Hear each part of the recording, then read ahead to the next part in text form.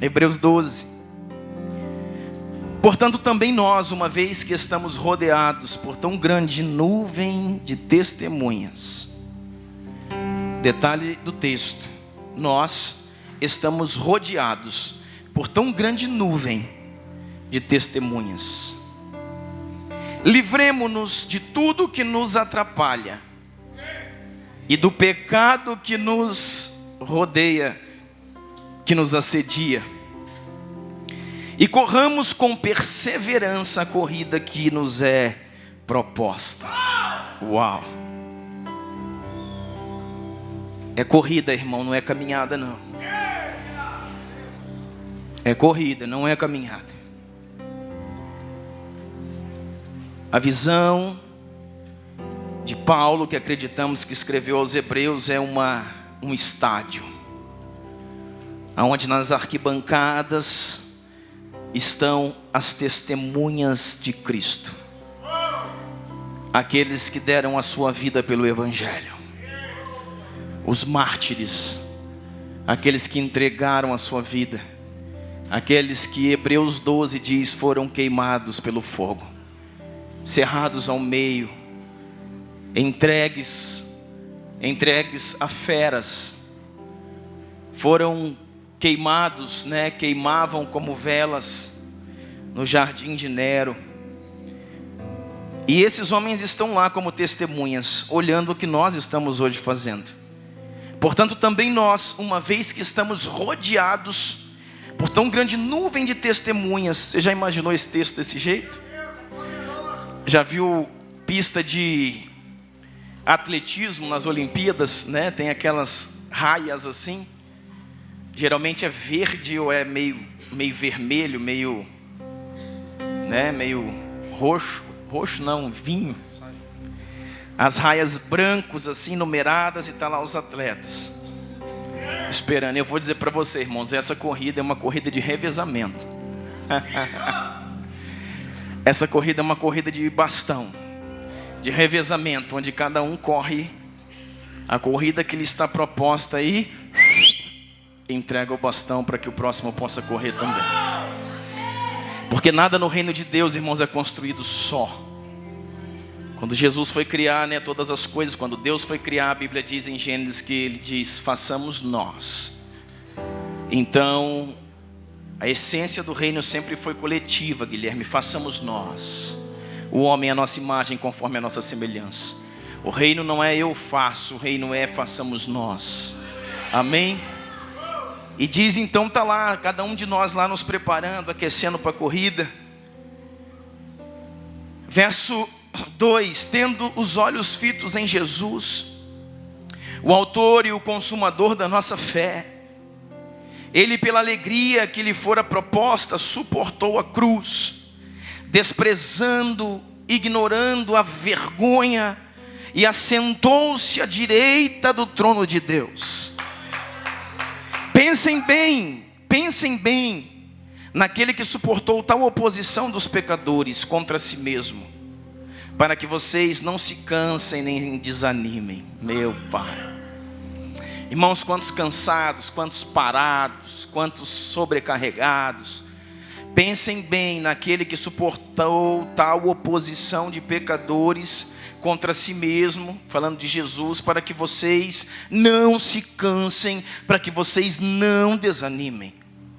Na luta contra o pecado, vocês ainda não resistiram até o ponto de derramar o próprio sangue. Então dá para aguentar, irmão, suportar mais.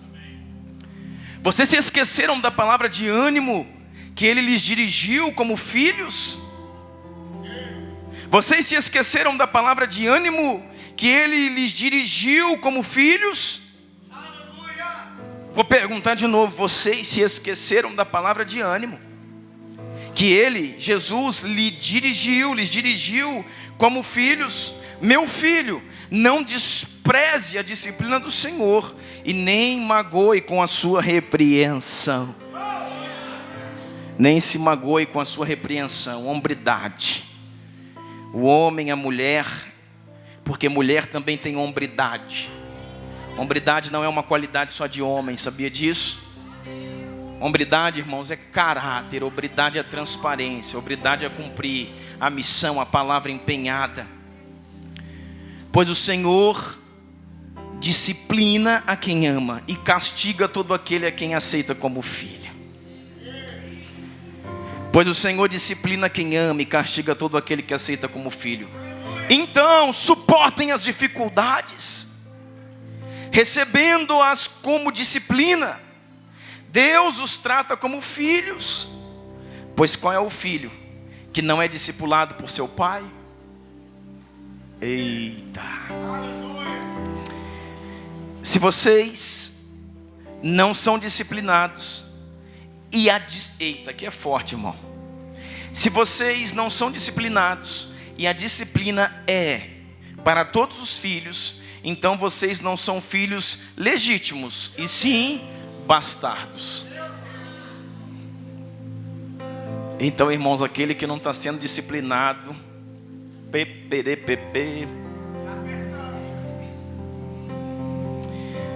além disso, tínhamos pais humanos que nos disciplinavam.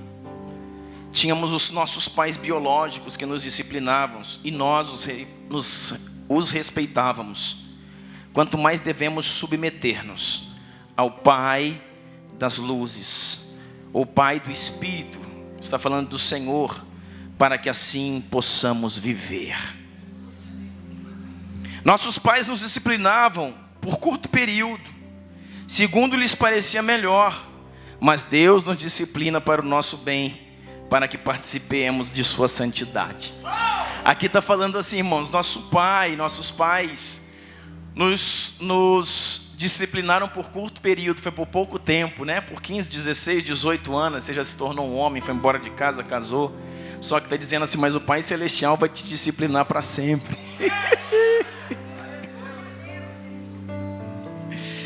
Nenhuma disciplina parece ser motivo de alegria no momento, mas sim de tristeza. Mais tarde, porém, produz fruto de justiça e paz para aqueles que por ela foram exercitados. Portanto, fortaleçam as mãos enfraquecidas e os joelhos vacilantes. Portanto, fortaleçam as mãos enfraquecidas e os joelhos vacilantes. Façam caminhos retos para os seus pés, para que o manco não se desvie, mas antes seja curado. Olha a escola de hombridade aqui. Faça caminhos retos para os seus pés, caminhe em caminhos retos. Porque, meu irmão, detalhe do texto, porque isso não vai proteger somente a sua vida, a sua casa, o seu casamento, os seus filhos. Porque que você tem que caminhar em caminhos retos, para que os mancos, ou sejam, aqueles que estão no mundo, não se desviem, mas sejam curados. Pelo teu testemunho, você atrai uma multidão para Cristo, ou você desvia uma cidade? Pastores, estão comigo? Glória a Jesus. Pega eu, Jesus.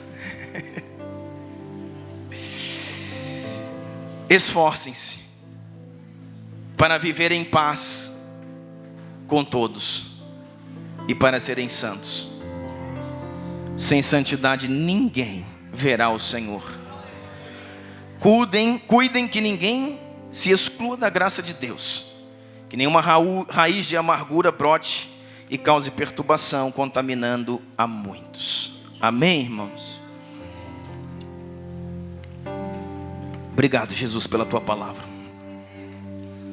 Diante de ti estamos e queremos, Pai, honrar aquilo que o Senhor tem nos dado. Nós queremos, Pai, combater o bom combate, encerrar a carreira e guardar a fé. Por isso nos leva, Pai, a lugares celestiais nessa noite, em nome de Jesus. Irmãos, nós estamos lendo a carta aos Hebreus, e o forte indício teológico é que essa carta é uma carta de Paulo, escritor dessa carta também dos Hebreus. Nós estamos lendo a carta, irmãos, de um general. Nós estamos lendo a carta de um apóstolo, um dos maiores dos apóstolos. Um homem, irmãos, que não brincava em serviço. Um homem que ensinou muitas coisas nas suas cartas. Um homem de hombridade, um homem de integridade, um homem de sim, sim, não, não. Um homem que tem uma característica, Mateus, específica de um apóstolo. De um apóstolo lançado à missão. Um homem cumpridor de missão. Nós vemos, colocamos nossos olhos no apóstolo Paulo e entendemos que antes dele ser o apóstolo Paulo, em que ele era só o Saulo de Tarso, ele era um militar, irmãos. Ele perseguia os cristãos, queimava suas casas, amarrava aqueles seguidores do cristianismo na sela do seu cavalo, da sua montaria, e saía galopando com seu cavalo quilômetros e quilômetros e quilômetros, até destruir aquele chamado de cristão. Um homem criado aos pés de Gamaliel. Não havia quem combatia teologicamente esse homem. Gamaliel é simplesmente o maior teólogo desse tempo. Gamaliel era o maior teólogo, o maior conhecedor, o maior rabino desse tempo. E quando diz que foi criado aos pés, tinha uma ligação muito íntima de Paulo crescendo junto de Gamaliel e aprendendo a lei. Só que ele aprendeu tudo sobre a lei, irmãos, e não conheceu a lei quando ela se manifestou, a ponto de que o Senhor teve que pará-lo. Mas aqui é um homem, irmãos, que não brinca em serviço. É um homem, irmãos, sabe, eu penso Paulo como um homem de poucas palavras, como um homem com um senso de missão muito forte, como um homem, irmãos, que dificilmente, sabe, conseguia suportar fragilidades. E eu quero dizer para você, irmãos, Deus teve que ensinar para ele muitas coisas. Eu quero dizer uma coisa para você, hoje aqui nessa noite. Eu estou pregando para todos vocês, mas especificamente para mim. Essa é uma palavra que Deus tem dado a mim nesses dias. Eu sei que é uma palavra que vai fazer muito sentido na sua vida, no seu coração, no seu ministério, na sua igreja. Mas não pense que eu estou falando de algo que é para você. Eu estou falando de algo que antes que chegue em você, chegou a mim. Paulo, irmãos, teve que trabalhar, ser trabalhado por Deus para que pudesse, sabe, entrar em alguns lugares. Nós estamos falando muito nesses dias sobre habilitar os filhos, e é isso que eu quero falar nessa noite também, habilitar os filhos. Nós temos falado que quando se muda um ciclo, se encerra um ciclo temporal, existe um reposicionamento e existe uma habilitação, muitas vezes em uma nova função, e debaixo de uma nova autoridade e carregando um legado. Aí nós falávamos aqui esses dias sobre Davi. Davi era somente, irmãos, um pastor de ovelhas. Ele era somente o Davizinho, ruivo, baixo, branco, sardento, ruivo, com uma funda pendurada no pescoço, rejeitado pelos seus irmãos e que cuidava das ovelhas. Mas se fechou um ciclo na vida dele e ele se levantou, irmãos, como um guerreiro. E sabe que eu tenho dito aqui que todo mundo, antes da mudança de ciclo, entra num lugar específico, o lugar de intercessor. Porque antes de ele se tornar guerreiro, ele se tornou um intercessor. Era isso que Davi fazia sozinho, apacentando os rebanhos, pegando o urso e o leão pela barba, defendendo as ovelhas. Era um intercessor, aquele que intercede. Interceder é se colocar entre. Interceder é se colocar entre alguma coisa e os céus. Intercessor, então, irmãos, é aquele que se coloca diante, sabe, de alguma coisa que está protegendo, e diante de Deus ou diante do inimigo. A intercessão tem muito a ver com proteção, com cuidar, com proteger. Então ele se torna um intercessor, depois ele se torna, nesse treinamento intercessório com leão, com ursos, ele se torna um guerreiro, porque é ele que joga Golias no chão. Então agora o pastor de ovelhas é um grande guerreiro, a ponto de que nas guerras que ele lutava por Israel, vinha o povo dizendo: Saul é poderoso e mata 1000, só que Davizinho mata 10.000.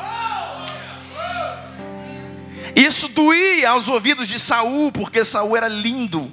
A Bíblia fala que ele era bonito fisicamente, ele era filho de um pai rico, era rico, bem sucedido, tinha filhos, e Saul, ele era o mais bonito dos filhos, o maior de toda a tropa. Todos os homens, o segundo maior depois de Saul, batia no ombro dele. A tropa em serviço, os homens batiam aqui, no peito do Saul. O Saul era bonito, de uma família bem sucedida. E Saul então foi acostumado com essa questão, sabe, de buscar glórias humanas. Mas quando Deus está interrompendo um ciclo na vida de Saul, o Senhor está desabilitando o rei Saul para habilitar um rei segundo o seu coração, que é Davi. Esse é o tempo que estamos vivendo.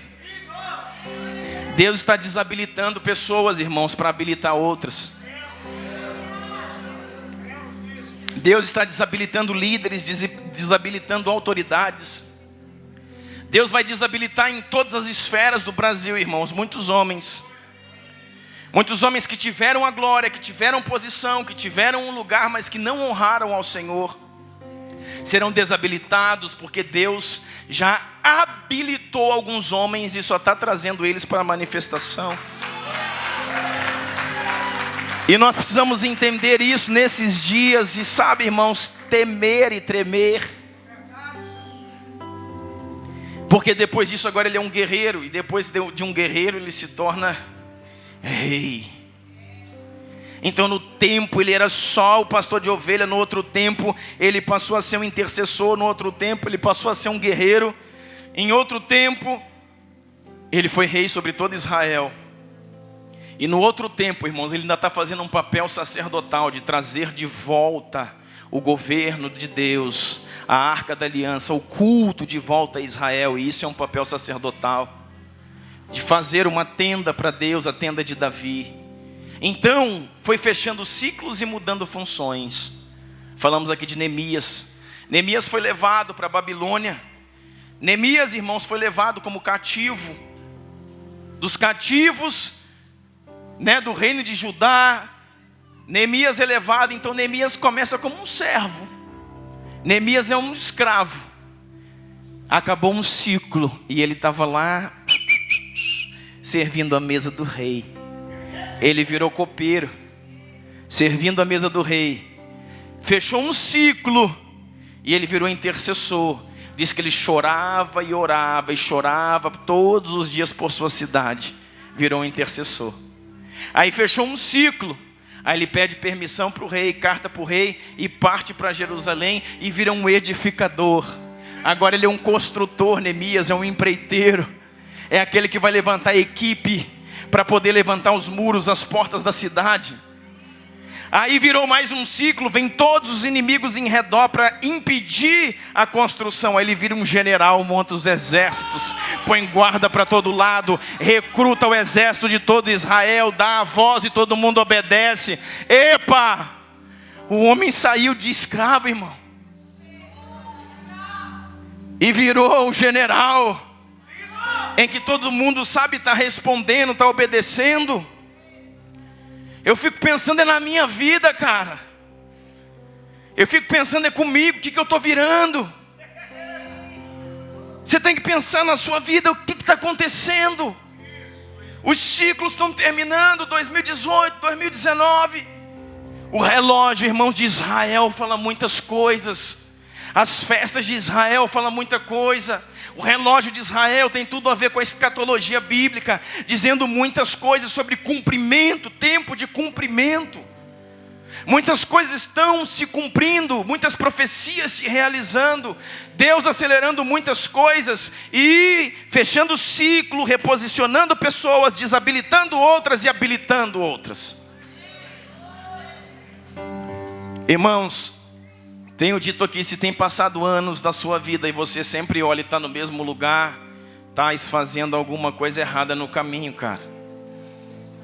Se você não consegue ver o seu crescimento, o seu desenvolvimento, se você não consegue ver níveis de autoridade subindo, Deus te posicionando, Deus usando a sua vida, seu ministério acontecendo, as coisas fluindo, tem alguma coisa errada.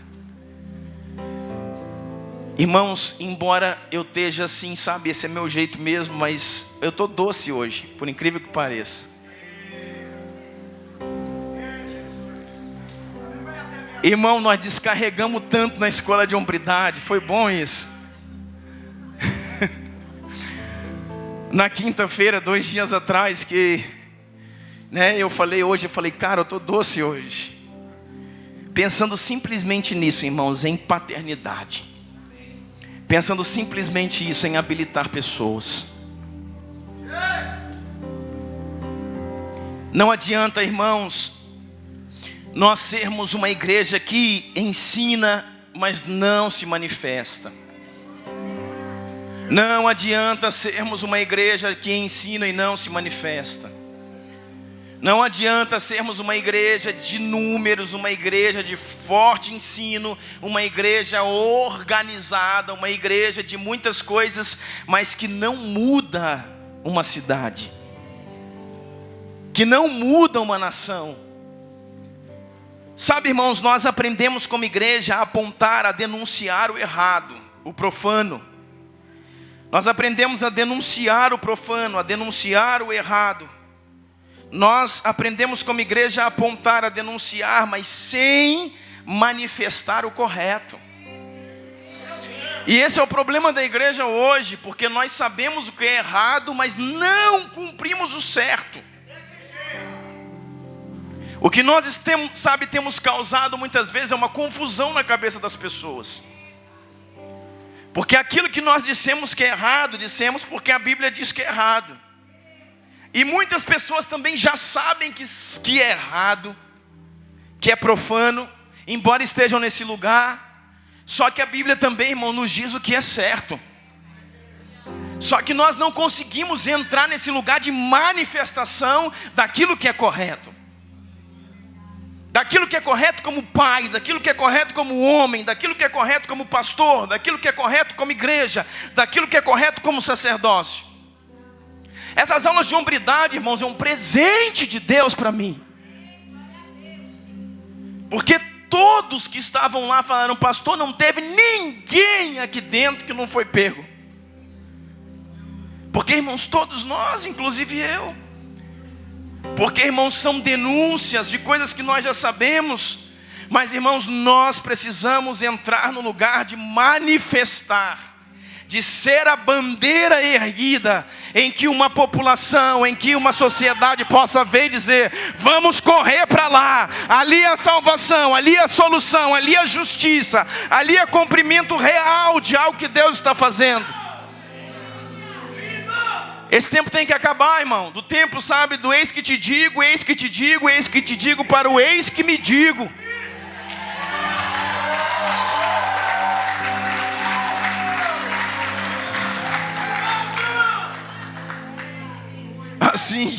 Assim me diz o Senhor. E eu estou nessa noite assim, irmãos. Assim me diz o Senhor.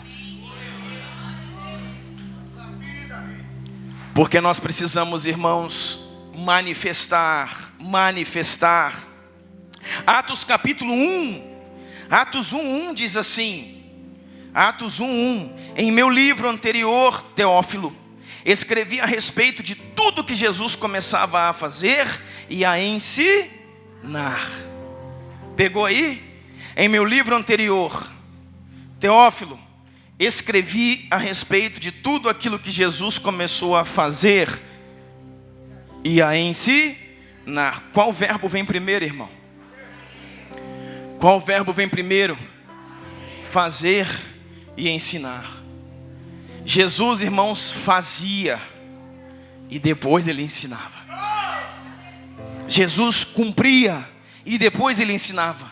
E aí está o segredo da autoridade do Senhor. Porque ele estava ensinando tudo aquilo que ele havia se tornado, tudo aquilo que ele era.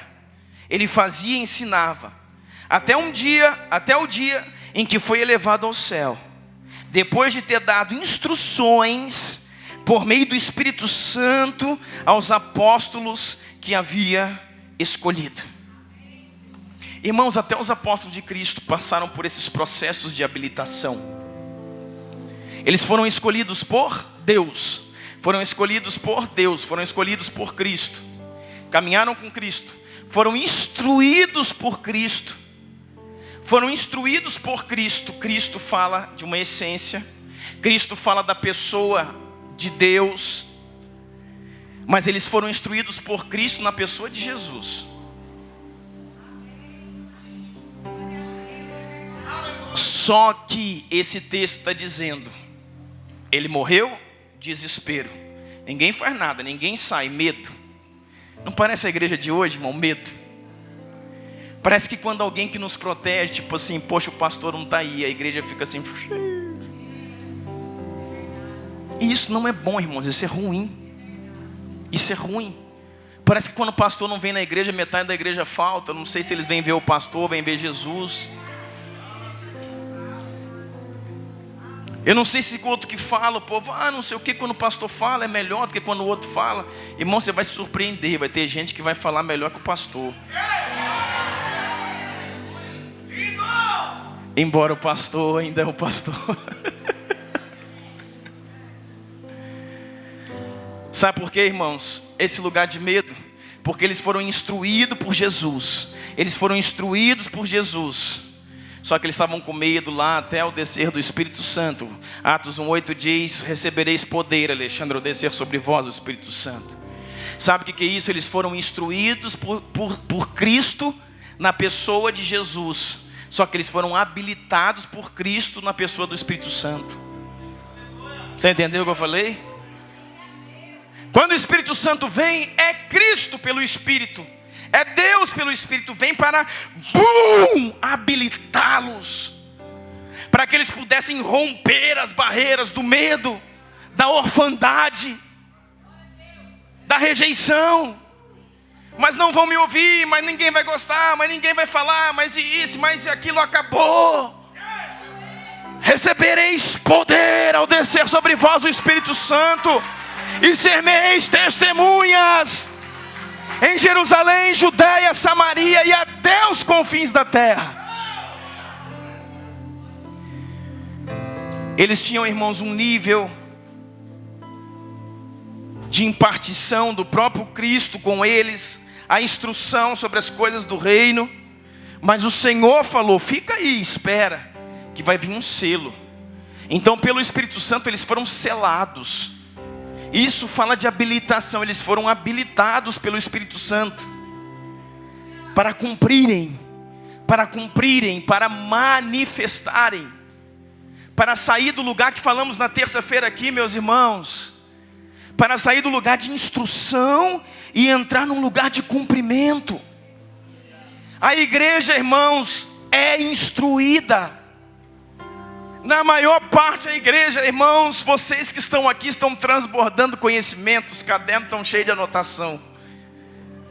Precisa, irmão, sair do lugar de instrução para o lugar de cumprimento. E só pode habilitar você e te levar para um lugar de cumprimento, irmãos. Isso é a figura de um pai. Isso é a figura da paternidade. Falávamos sobre Samuel aqui na terça-feira. Que Samuel, irmãos, ele cresceu na casa de Eli, na casa deturpada, corrompida, debaixo, do pecado dos filhos de Eli, Ófni e Finéias. Samuel cresceu nesse ambiente. A Bíblia fala que Samuel instruiu, está escrito lá, nós lemos aqui, Eli instruiu Samuel. Então ele tinha uma instrução. Samuel tinha uma instrução de Eli, mas a capa que ele usava era do seu pai Eucana. Você está entendendo o que eu estou falando para você? A instrução está vindo de um lado, mas Eli não podia impartir, não podia liberar o destino de Samuel, Por quê, irmãos? Porque ele tinha sido desabilitado pelo Senhor e estava pronto a cair. Ele tinha sido rejeitado pelo Senhor. Eli, Ofni, Finéias, um sacerdócio em funcionamento caído. Deus vem e para. Deus vem e desabilita. Deus vem e rejeita essa casa sacerdotal. Mas lá dentro tem um profeta. E o profeta vem crescendo ali. O profeta vem crescendo ali. E a instrução, neto, de Eli serve para Samuel. Mas a instrução não habilita. A instrução enche a cabeça. Mas a habilitação, irmãos, enche o espírito. A habilitação vem por parte de um pai que tem a capacidade de trazer para fora o chamado de Deus na sua vida. Nós temos entendido, irmãos, que é tempo de criarmos um ambiente nessa casa, para que os filhos se manifestem, para que os filhos se levantem, para que os filhos profetizem, para que os filhos exerçam seu chamado, seu ministério de intercessão, de pregação.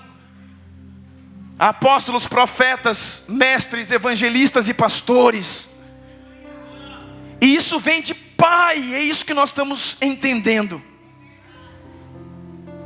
Então, bispo Samuel cresceu na instrução de Eli, mas na habilitação de Ana e Eucana, que todos os anos levava a cobertura da capa sobre ele, colocava a mão na sua cabeça e liberava, trazia para fora aquilo que estava depositado pelo Senhor.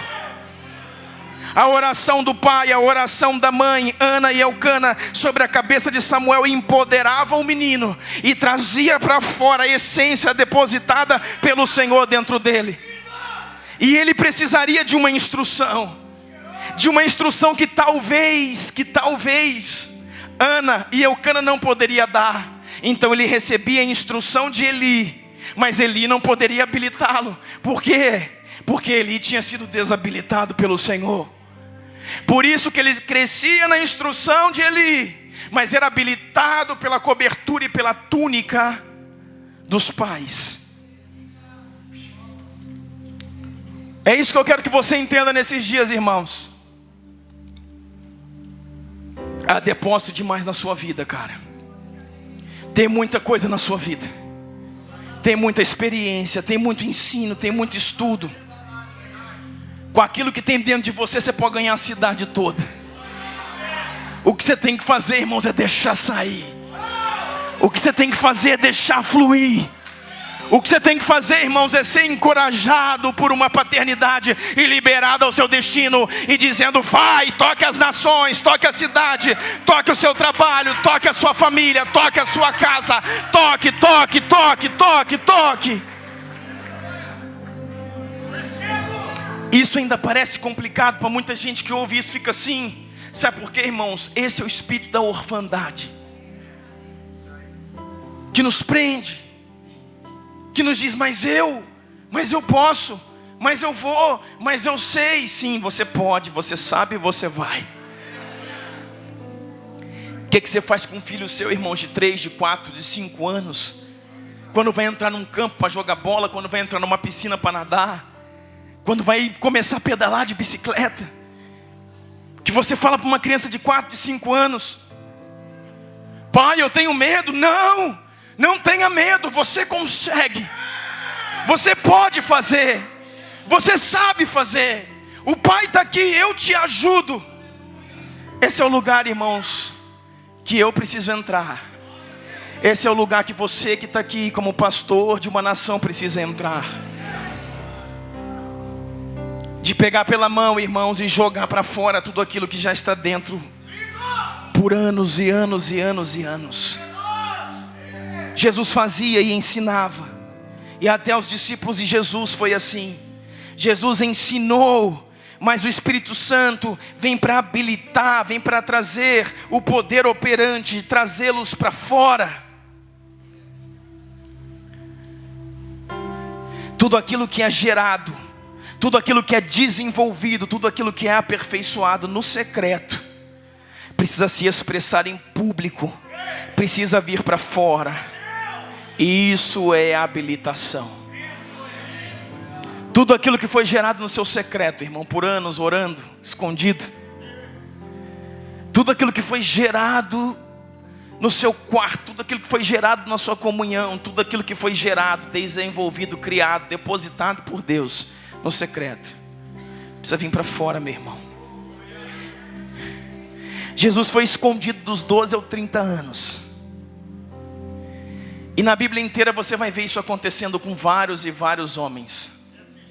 Jesus foi escondido de 12 anos, onde ele está lá pregando para os doutores da lei, até os 30 anos, onde começa o seu ministério. Por quê, irmãos? Porque ele está sendo desenvolvido.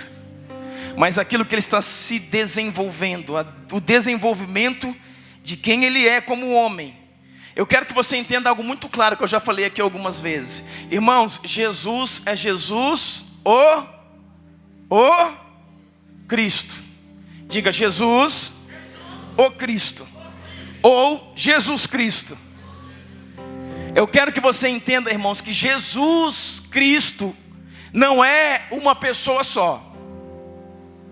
Ah, pastor, eu vou te explicar. Jesus Cristo, irmãos, é a fusão de duas naturezas. Jesus Cristo, Cristo é a natureza divina. Fala do Filho de Deus, que sempre esteve pronto. Por quê? Porque desde o início da criação ele estava com o Pai, criando todas as coisas. Então Cristo fala da natureza divina. Cristo fala do Filho de Deus. E Jesus fala da natureza humana. Fala do filho de José e de Maria. Então agora o que está acontecendo na vida de um homem? Ele é um homem. Ele não é um mutante. Ele não é um robô. Ele não é um avatar. Ele é um homem. Então um homem que nasceu, concebido pelo Espírito, mas veio do ventre de Maria, ele é um homem, a natureza humana. Esse homem é Jesus. E Jesus está sendo agora empoderado, tomado pelo Cristo.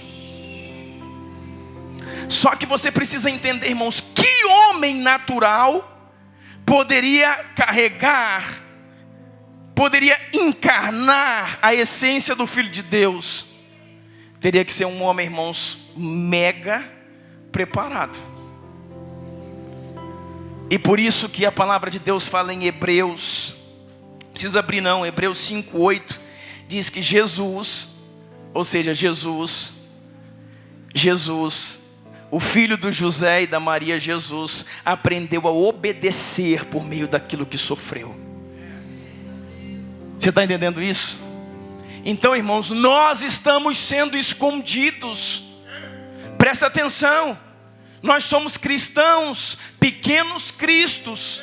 Nós somos então, irmãos, sabe, o modelo é o nosso Jesus. Nós temos sido escondidos. Por quê? Porque pelo sofrimento nós precisamos aprender a obedecer, para que o Cristo, através do Espírito Santo, se manifeste em nós. Quantos estão entendendo o que eu estou falando? Você precisa ser escondido. E esse esconderijo aí pode ser de 2, de 3, de 5, de 10, de 20 anos. Vai depender de você, cara. Porque Jesus está te escondendo. E a sua voz não alcança. E a sua voz não alcança. E a sua autoridade não faz sentido. E tudo aquilo que está dentro da sua cabeça, você está até andando assim, ó, pesado, de tão cabeçudo que você é. De tanta coisa que tem dentro dessa cabeça. Mas quando você fala, não faz sentido. Quando você fala, não move o ambiente. Quando você fala, parece que as coisas... Eu falei uma coisa tão profunda agora e ninguém deu nem importância. Porque, irmãos, você precisa ser habilitado. Não é o tempo da tua manifestação. A palavra do Senhor diz no Evangelho de Lucas que João Batista foi escondido nos desertos da vida, e ali ele crescia até até o tempo da sua manifestação. E quando chegou o tempo dele, o Senhor falou: voz do que clama no deserto, comece a profetizar. Sabe por quê, irmãos? Ele estava pronto. O Senhor faz isso conosco. Então, a palavra de Deus diz em Hebreus 5:8 que Jesus, o homem, Jesus, filho de José e de Maria. Ah, não, ele é filho só de Maria. Tudo bem, irmãos. Ele foi concebido pelo Espírito Santo, mas José tem grande parte na paternidade de Jesus. Mas vamos lá, Jesus, o filho de Maria, aprendeu a obedecer por meio daquilo que sofreu. Ele, como um homem, ele teve que sofrer e aprender a obedecer. Para quê? Para que com 30 anos, um homem habilitado pudesse receber agora o Filho de Deus, o Cristo, e se manifestar como Jesus, o Cristo de Deus, e fazer tudo o que ele fez.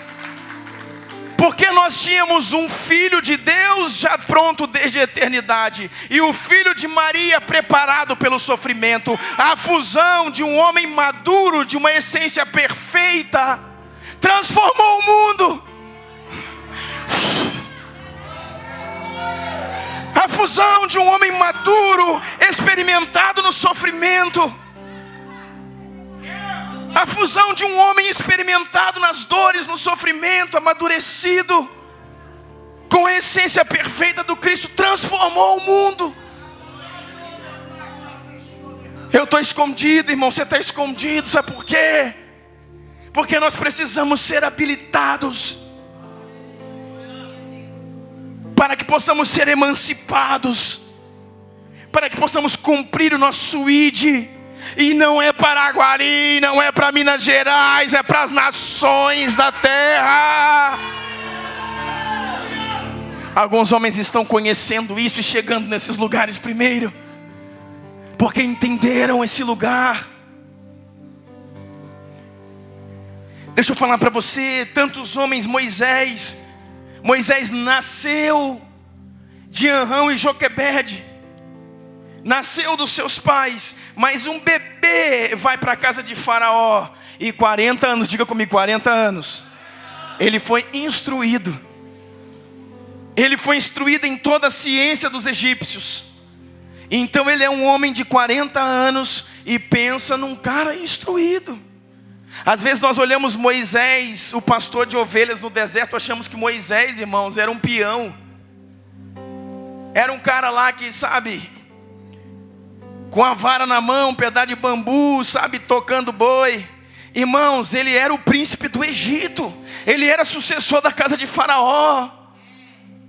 Ele era, irmãos, um daqueles que Ramsés II olhava, dizendo: cara, Moisés podia entrar na minha sucessão, porque ele peleja as batalhas, vence guerras, falava uma infinidade de línguas, lia os astros, lutava artes marciais. Vai ler o que Flávio Joséfos fala sobre Moisés. Você está entendendo isso? Ele foi instruído. Quando ele falou: agora eu vou, agora eu posso, agora eu arrebento, porque eu tenho uma instrução. Ele era instruído, mas não era habilitado. Shabakadahai Remandastuye Mananakash. Ele veio com todo o poder que ele tinha, e era para que o seu povo, olha para mim, era para que o povo dele olhasse para aquele cara e falasse: nós temos uma promessa, a promessa é de Deus, e o tempo é esse, o tempo é de Deus. Então Moisés é o homem de Deus para esse tempo. Era para todo mundo falar: Moisés, estamos contigo, vamos junto. Só que o seu próprio povo rejeitou. O seu próprio povo rejeitou, não quiseram ouvi-lo, não quiseram recebê-lo, não quiseram sua liderança. Ainda que ele fosse o mais instruído entre todos, não era habilitado. Então ele tem que ir para o deserto, e durante 40 anos ele está sendo agora habilitado pelo Senhor. Ele está sendo aperfeiçoado no sofrimento. Ele vai emancipar, ou ele vai, apacentar os rebanhos do seu sogro Jetro. Ele vai tomar sol. Tá calor aí, irmão? Pergunta para Moisés o que é calor. Ele vai apacentar rebanhos que não são seus. Ele vai daqui, ele vai dali. Deus fala na sarça e fala de lá. E Jetro fala também e tal.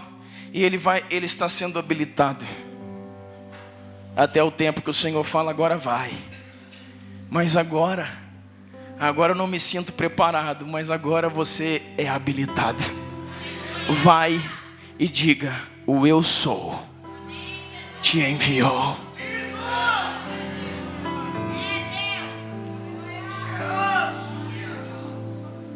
O eu sou te enviou. Deixa eu te falar uma coisa, querido. O eu sou te enviou. Tudo depende de quem te envia. Tudo depende, irmãos, com quem você aprende. Tudo depende, irmãos, sabe, de um nível de autoridade fluindo de dentro de você. Presta atenção em mim, querido, por favor. Sei que está calor, mas não perde. Não perde esse momento daquilo que nós estamos vivendo. Por que você acha que o filho pródigo, lá em Lucas 15...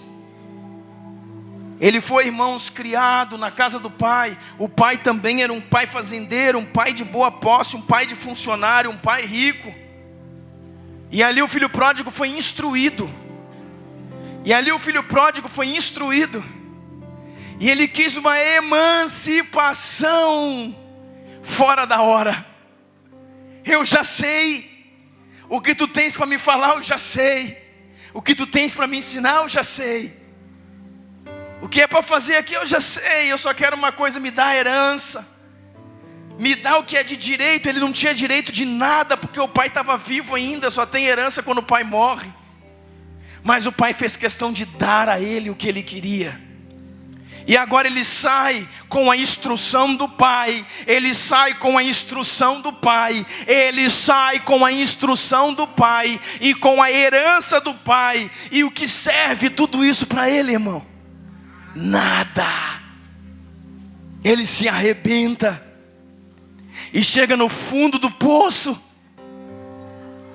Quando ele chega no fundo do poço, ele diz: ai, voltarei para o meu pai. Dormindo com porcos, comendo ração, as alfarrobas que os porcos comiam. Dormindo, irmãos, comendo lavagem de porco. Dormindo no chiqueiro. Ele diz: o pior servo do meu pai vive melhor do que eu. Acabou o dinheiro. A herança não sustentou. O ensino que ele tinha não serve para nada. É por isso, presta atenção que eu falei para vocês aqui. Aos irmãos que não estavam na terça: irmãos, tem muitos filhos nossos em casa assim. Eu levo para a igreja, pastor, eu ensino na escola dominical. Irmãos, vai chegar um momento que isso não resolve. Você pode chocar com o que eu estou te falando. Nós estamos cansados de ver filhos de pastores, e você sabe do que eu estou dizendo, criado na igreja, desde 2, 3 anos, criado na escola dominical, passou por todas as etapas, foi nas apresentações, batizou com 12, com 13 anos, foi um menino do altar, e sabe, está perdido, desanimou, esfriou, não quero mais saber, foi embora, porque ele teve instrução. Muito deles, se você pegar, irmãos, e for perguntar a Bíblia, ele sabe tudo, de Gênesis, Apocalipse, profeta maior, menor, sabe mais de teologia que a gente. Criado, rato de escola dominical, está no mundo. E você vai conversar com a pessoa e falar: cara, o que é isso? A cabeça dele se encheu, irmãos.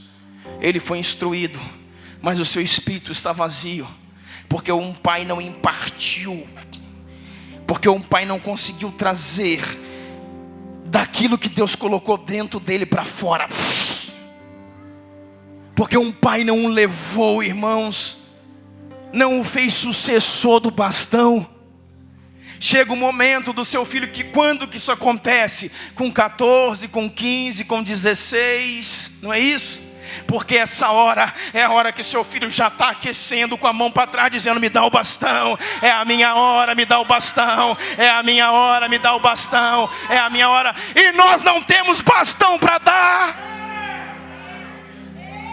Meu Deus, é desse jeito. Nós nunca nos submetemos a ninguém, nós nunca respeitamos ninguém, não estamos debaixo da mão de ninguém, não estamos debaixo da impartição de ninguém, não temos, paternidade de ninguém. O papo mais fiado da terra: Deus é por mim. Conversa.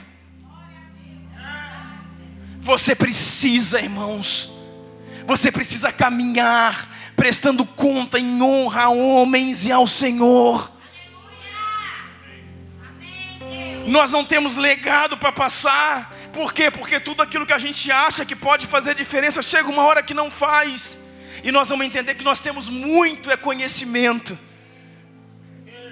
mas não estamos habilitados. Nós temos muito conhecimento, mas a gente não consegue transferir o legado. É a hora que nossos filhos estão lá na corrida de bastão, é para trás, a mão que fica assim, prontinha.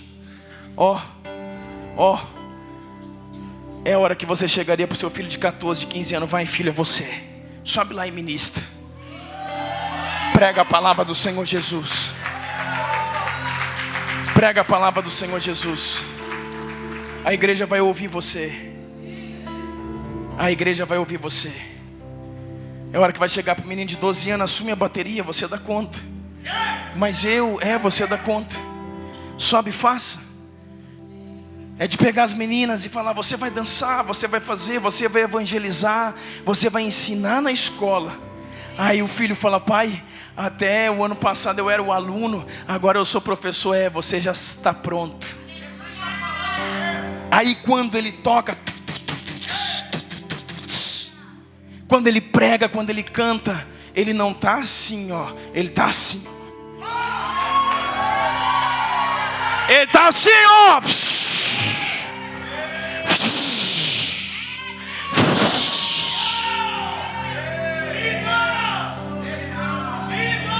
E aí ele cantou a primeira vez e quer cantar de novo. Ele tocou a primeira vez e quer tocar de novo. E quem vai segurá-los? Ninguém, irmão. Porque não é para segurar, é para abrir a porteira, irmão. É para deixar os filhos tocarem, assumirem os seus lugares, antes que eles morram cheio de ensino, preso, travado, amarrado.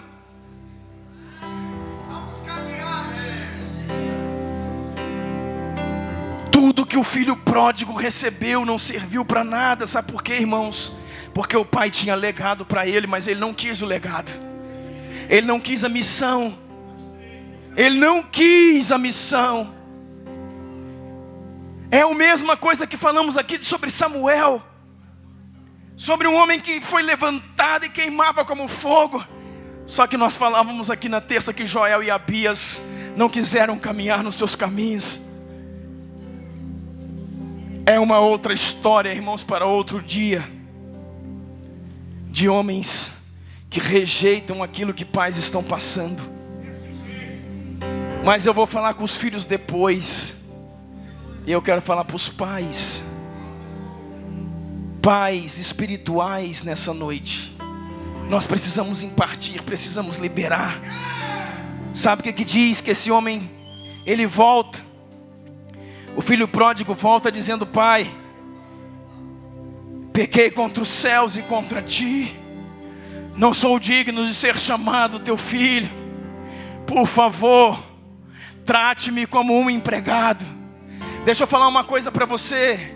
Aquele homem chegou no pior momento, no pior lugar da vida dele. Esse homem dormiu com porco e comeu lavagem. E esse é o pior momento da vida dele. Mas deixa eu falar uma coisa para você. O pior momento da vida dele se torna o melhor. Porque se o pior momento da sua vida te empurra de volta para a casa do Pai e te habilita na sua missão, te traz de volta o anel, te traz de volta a sandália e te traz de volta a sua roupagem, o pior momento da sua vida se tornou o melhor momento da sua história. porque ele precisava voltar para ser habilitado, para que recebesse do Pai não a herança, não a instrução, mas a continuidade da tarefa, a continuidade da missão. Vocês estão me entendendo? Espírito Santo de Deus, toque-nos, Pai, nessa noite, Deus, e venha, Senhor, mova a tua glória aqui. Shabakadai. Pra onde voltar, só tenho você, Deus. Palavras de vida eterna. Pra onde eu irei, se eu não tenho? Só tenho você, Deus. Palavras de vida eterna. Eu sou Jesus, eu sou totalmente teu. Eu fui contemplado pelo teu amor, pelo teu amor. Eu sou totalmente teu. Eu fui contemplar, vencer com você, ser com você. Espírito Santo, adoramos a Ti.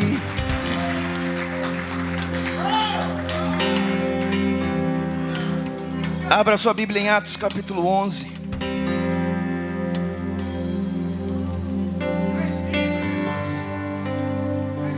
Jesus foi escondido dos 12 até os 30. Foi desenvolvido pelo sofrimento e habilitado para a sua missão. Moisés passou no deserto da vida. Filho pródigo foi para o mundo, largou a casa do pai. E com toda a instrução que ele achava que tinha, pensa num cara saindo. Irmão, você não pensa nisso? No filho de um homem muito rico. Pensa que você é esse pai rico. Rico. E seu filho chega, não era um menino, não era um adolescente, filho pródigo, sei lá, tinha 18, 20, talvez mais do que 20 anos. Ele sai de casa e ele tinha toda a instrução que ele podia ter a respeito do negócio do pai. E ele tinha uma herança que não era pouca, era muita grana.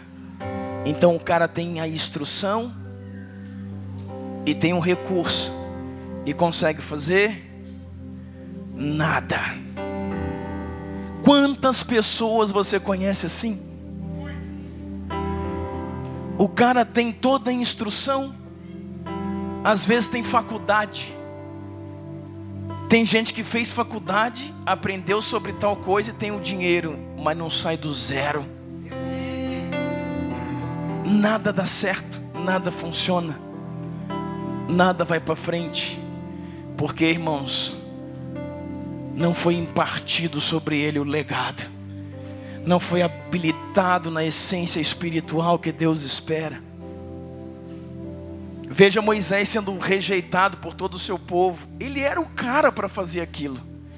Tinha instrução, força, poder, autoridade, boas companhias, ou a que ele achava que era boa, bons aliados, armas, tinha tudo, mas não era habilitado. Ele foi à frente de um povo e de lá voltou frustrado. Atos 11, 22 diz assim a palavra: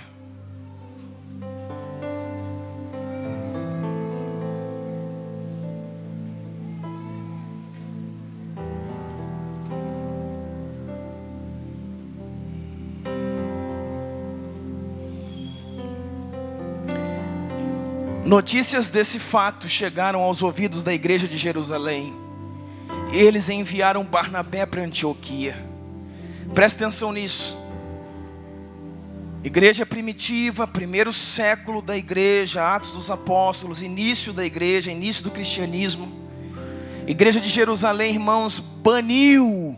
A igreja de Jerusalém baniu Paulo. A igreja de Jerusalém baniu o Saulo. Mandou ele embora. Falou, cara, você já converteu, beleza, mas você é muito doido, mano. Você é muito... Irmãos, a essência dele, sabe o cara que ele vem de um ministério de mestre, mas a essência dele é uma essência pesada. E o Paulo botaram ele para fora, falaram, não, você não dá certo aqui não, mandaram ele para fora da igreja de Jerusalém. Mas está acontecendo um avivamento em Antioquia. Notícias desse fato chegam aos ouvidos da igreja em Jerusalém. Lá em Jerusalém está o Pedro, o apóstolo Pedro, líder da igreja. Então eles enviaram Barnabé a Antioquia. Barnabé, você é nosso enviado para Antioquia. Este Barnabé, chegando e vendo a graça de Deus, ficou alegre. E os animou a permanecerem fiéis ao Senhor de todo o coração. Ele era um homem muito bom. Irmãos, olha o pastorzão que ele era. Ele era um homem muito bom, cheio do Espírito Santo e de fé. Muitas pessoas foram acrescentadas ao Senhor por causa do Barnabé. Barnabé foi enviado para a igreja de Antioquia. Verso 25. Então Barnabé foi a Tarso procurar a Saulo. Meu Jesus querido e amado. Epa. Então Barnabé falou, cara, eu sei alguém que vai se dar bem aqui. Eu vou esmirilar ele até o sangue. Aí verso 26 diz, e quando o encontrou lá em Tarso, levou, trouxe ele para Antioquia. Assim durante um ano inteiro, Barnabé e Saulo se reuniam com a igreja em Antioquia e ensinaram a muitos. E em Antioquia os discípulos foram pela primeira vez chamados de cristãos. Irmãos, eu não sei se você consegue entender o peso dessa palavra. Não foi em Jerusalém. Não foi com João, o discípulo do amor. Não foi com Pedro, o discípulo também que era sanguíneo, colérico. Pedro tinha um temperamento muito parecido com o de Paulo. Já pega, já resolve, já tal. Agora está dizendo aqui, com Barnabé e Paulo pela primeira vez. Pela primeira vez,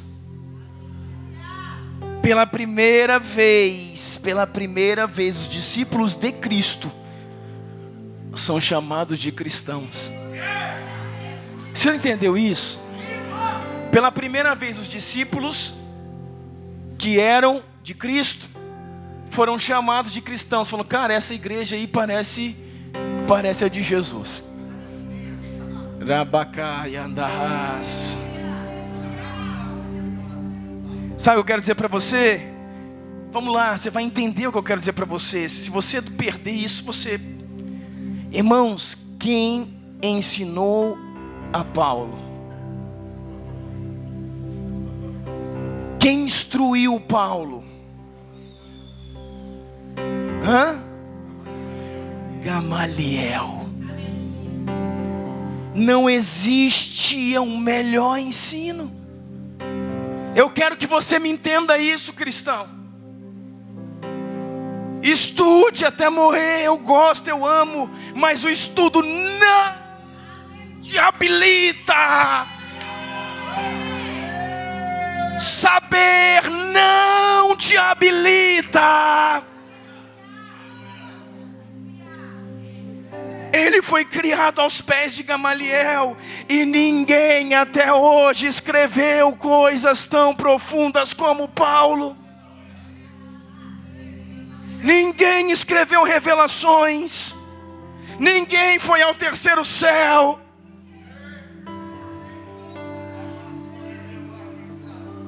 Toda a nossa instrução vai servir para nos abrir canais de revelação, vai abrir para que possamos nos tornar escritores. E é preciso, é justo, é lícito, mas não nos habilita. Com toda a instrução, agora, com toda a instrução do Paulo convertido a Cristo, nada ele conseguiu fazer. O povo botou ele para fora da igreja, ele era membro da igreja, e o pastor falou: cara, some, meu, pega descendo, você é chato, cara, você não resolve nada aqui, você só dá problema, só arruma encrenca, some. E ele foi embora chorar as mágoas.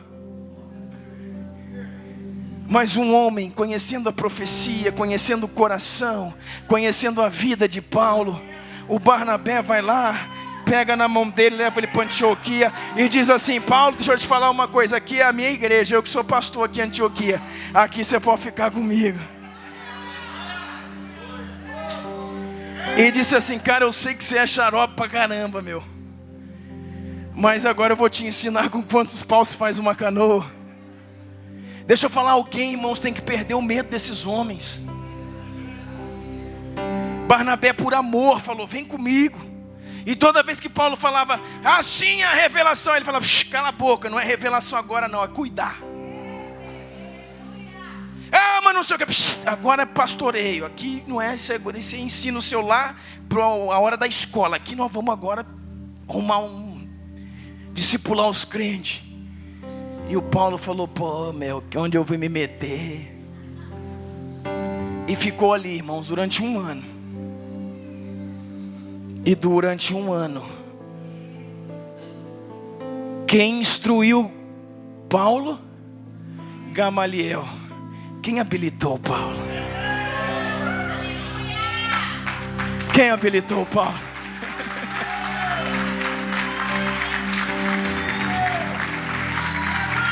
Ei, quem começou a habilitar o Paulo, irmão, foi o próprio Deus lá no caminho de Damasco. Quando jogou ele de cara no pó, ele levantou com a cara toda ralada, cheia de pó, e disse: que aí, quem és tu, Senhor? Aí falou: tu já respondeu, sou eu mesmo, Senhor. Por que me persegues? Aí o Senhor começou a habilitar. Só que o Senhor vai, irmãos, e põe ele na mão de 1 ano, na mão de Barnabé. E depois que passou 1 ano na mão de Barnabé, Paulo era outra pessoa. E aí, irmãos, de Antioquia, o último versículo aí que eu não li diz assim, olha: em Antioquia os discípulos foram pela primeira vez chamados de cristãos. E diz assim: naqueles dias alguns profetas desceram de Jerusalém para Antioquia. Começou a ter um movimento em Antioquia, um movimento de oração, de jejum, de intercessão. Então alguns profetas começaram a sair da base, que é a igreja de Jerusalém, e descer para Antioquia. Então agora juntaram ali os profetas que desceram e o ensino de um mestre que era Paulo. E aonde se junta mestre e profetas, se envia apóstolos.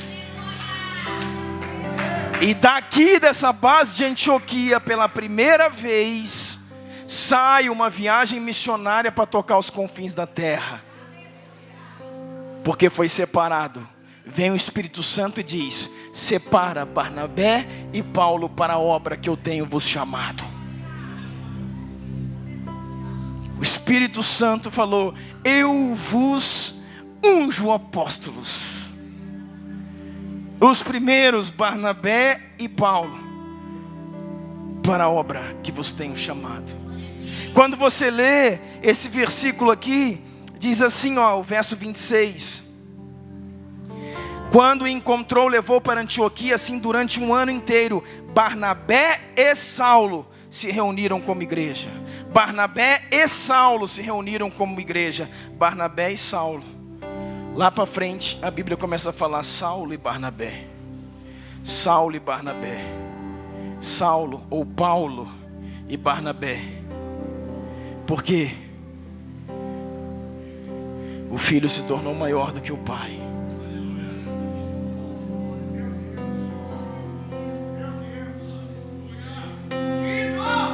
Você não vê cartas de Barnabé aos Colossenses, aos Tessalonicenses, aos Filipenses, mas vê as cartas de Paulo. Eu quero que você me entenda aqui, meu irmão. Eu não estou dizendo contra o ensino. O ensino, o estudo de Paulo foi algo que habilitou ele para muitas coisas, no sentido das cartas, de algumas revelações, de alguns acessos, mas não o habilitou para o servir, para o serviço direto. Ele precisava ter uma chave girada. E aí ele encontra em Barnabé um pai que pode levá-lo a esse lugar.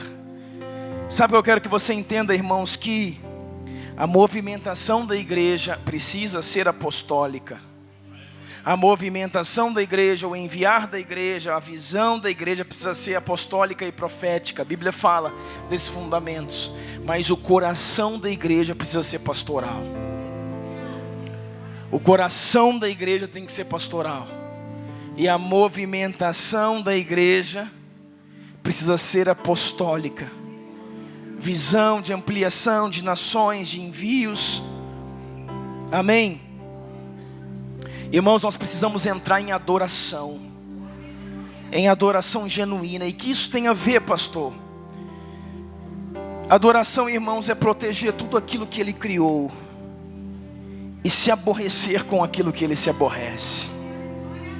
Pastor Bruno escreveu algo parecido com isso nesses dias. Você se aborrecer com aquilo que Ele aborrece.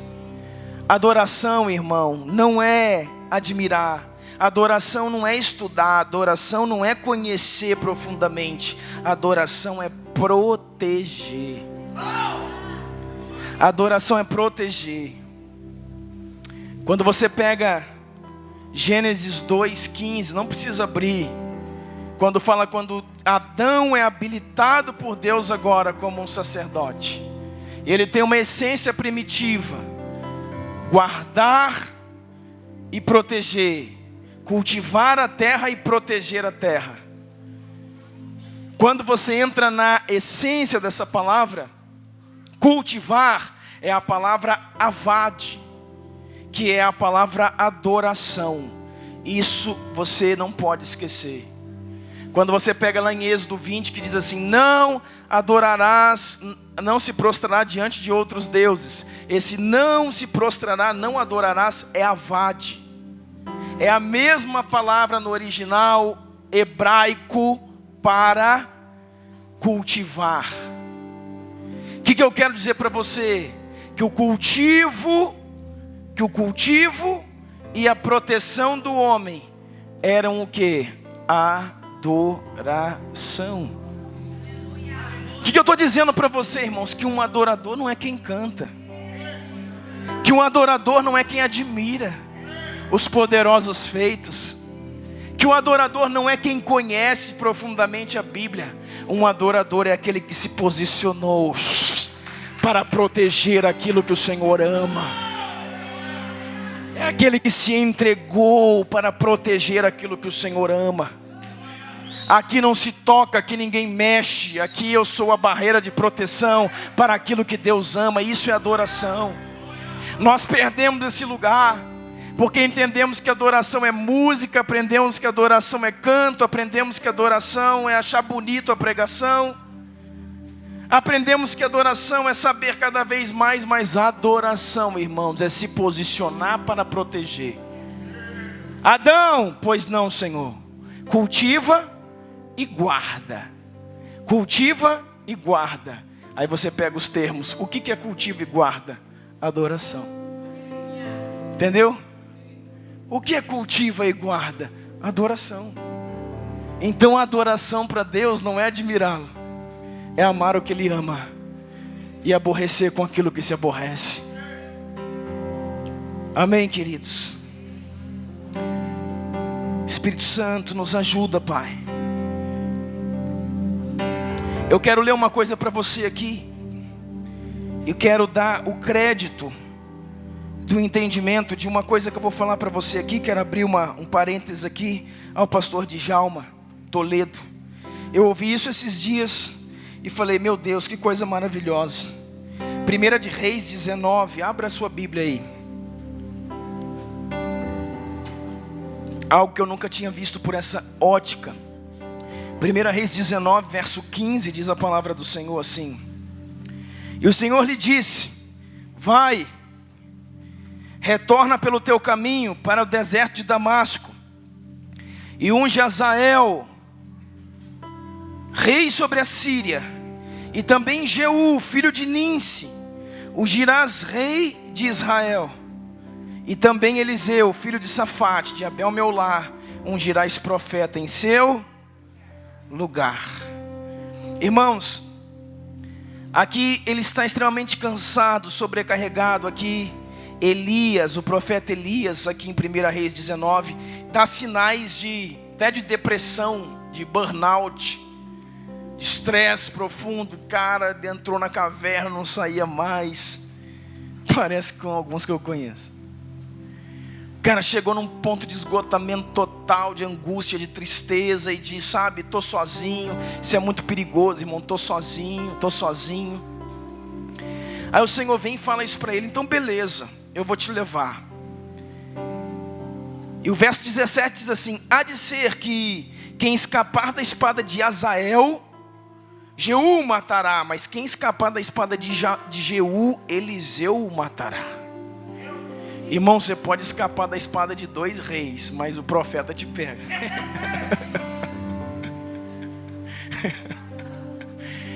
Quem escapar da espada de Azael, cai na espada de Jeú, mas se alguém escapar na de Jeú, Eliseu acaba com a história.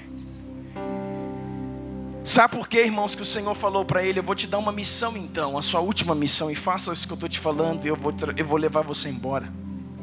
Porque, irmãos, aquilo que você ainda é mais importante para Deus do que aquilo que você faz.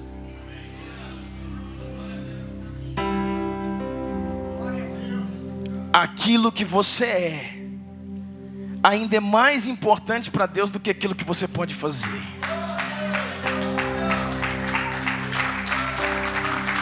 E o Senhor chega e diz assim: olha,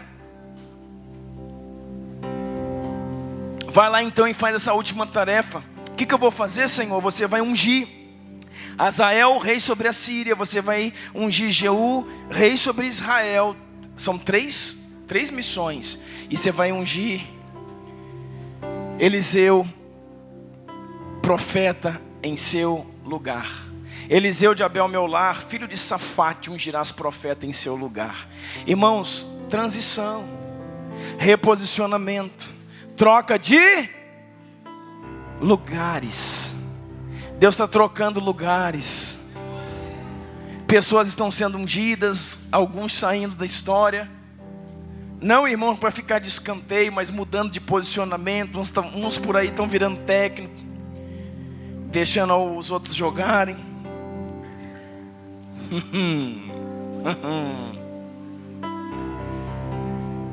E sabe o que ele faz? Nem a último mandato de Deus ele não faz. Ele não unge Azael, rei sobre a Síria. Ele não unge Jeú, rei sobre Israel. Ele só unge o Eliseu, profeta, em seu lugar.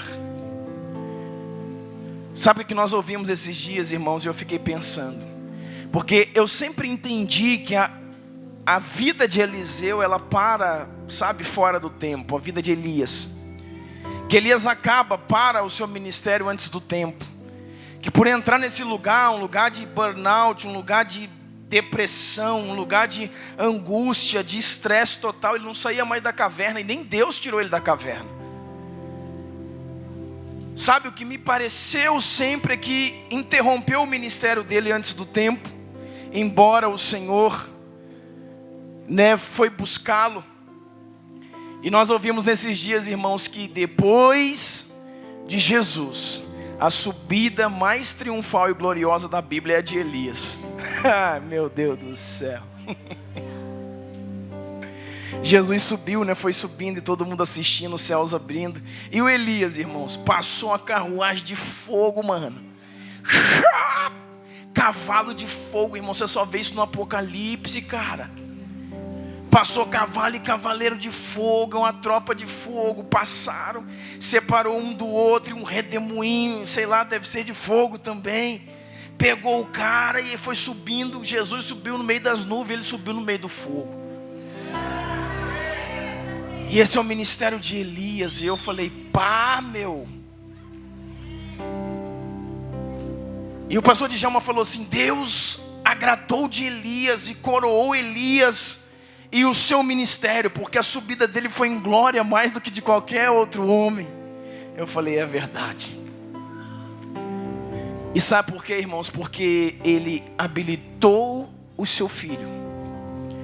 E aquilo que a gente pensa que ele não fez, Eliseu fez por ele. E o crédito foi para o pai e não para o filho.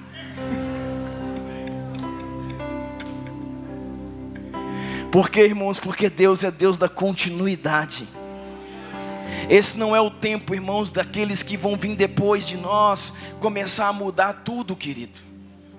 Não é o tempo de você que é jovem, você que é o presbítero, você que é o músico, você ir assumindo as coisas na sua emancipação e como um pródigo fazer o que você acha que sabe fazer, saber fazer o que você acha que pode fazer.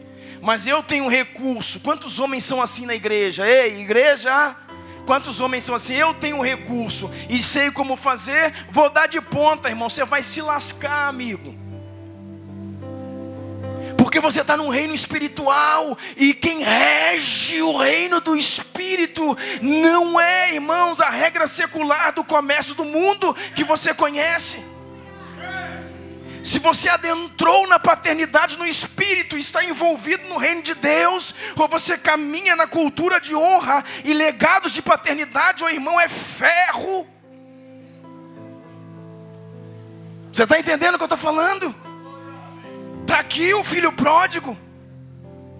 Não é o momento, irmão, de inventar coisas, é momento de pegar o bastão e correr a mesma corrida que aquele que te entregou estava correndo. Você vai fazer agora a volta, irmãos, na sua pegada. Continuar aquilo que alguém começou, você terminará. Você está entendendo isso? Por isso que Eliseu, então, é ungido. E o que Eliseu vai fazer? Você já sabe disso. Eliseu, então, vai ungir Azael, que era a missão dele. Ele unge Azael, rei sobre a Síria. Fui estudar sobre isso depois, irmãos, e Azael foi um rei péssimo. E você sabia que Eliseu sabia que ele seria um péssimo rei, mas ele ungiu porque ele tinha uma ordem, uma direção de alguém que ele recebeu um bastão e sumiu, não está mais ali para questionar. Então foi dito para ele: faça isso e continue essa carreira. De quem que ele tinha recebido essa ordem? Elias, de Deus. E Elias passou para quem? Para Eliseu. E ele fez exatamente o que ele tinha sido comissionado para fazer, concluindo o ministério do pai.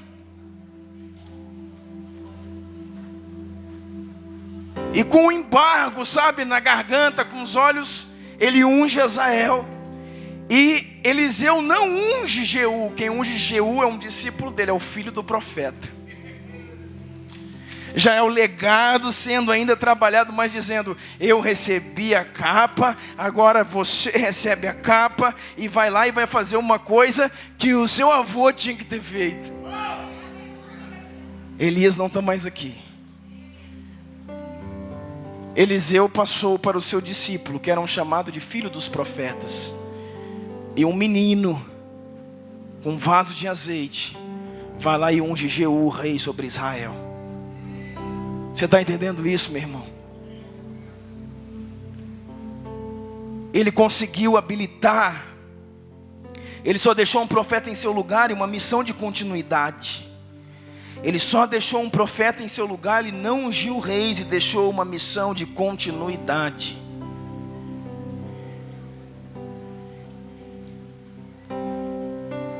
Esse é o nosso tempo. Eu quero terminar com você, estamos na hora. Mas eu quero que você saia daqui com esse entendimento, irmãos, de encorajar. Talvez você só precise de um pai que vai encorajar, vai ativar o seu espírito e vai trazer para fora aquilo que Deus já colocou aí dentro. Existem aqui nessa noite, irmãos, muitos pais que precisam voltar para suas cidades e encorajar os seus filhos. Filhos, irmãos, que não estão renegando o legado. Existem filhos sim que estão rejeitando o legado. E é como Joel e Abias. Mas Deus vai nos dar, irmãos, filhos, pessoas para esse tempo que se assentarão na mesa para dizer: cara, me dá o bastão. Como começamos essa mensagem, Paulo dizendo, desvencilhando dos embaraços e do pecado que tenazmente te assedia, pega o bastão e corra a corrida que lhe é proposta. Foque os olhos no Senhor e corra, dispara, vai embora, amigo. Vamos terminar aqui. Quero que você abra sua Bíblia em Filemão, capítulo 1.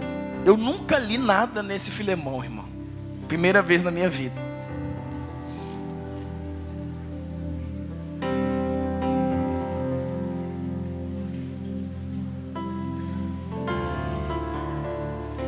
Quem sabe quem é Filemão? Que é dos teólogos de plantão aí. Quem que é Filemão? Que Filemão fez? Aqui nós vamos terminar aqui. Me dá sua atenção aí nesses últimos minutos.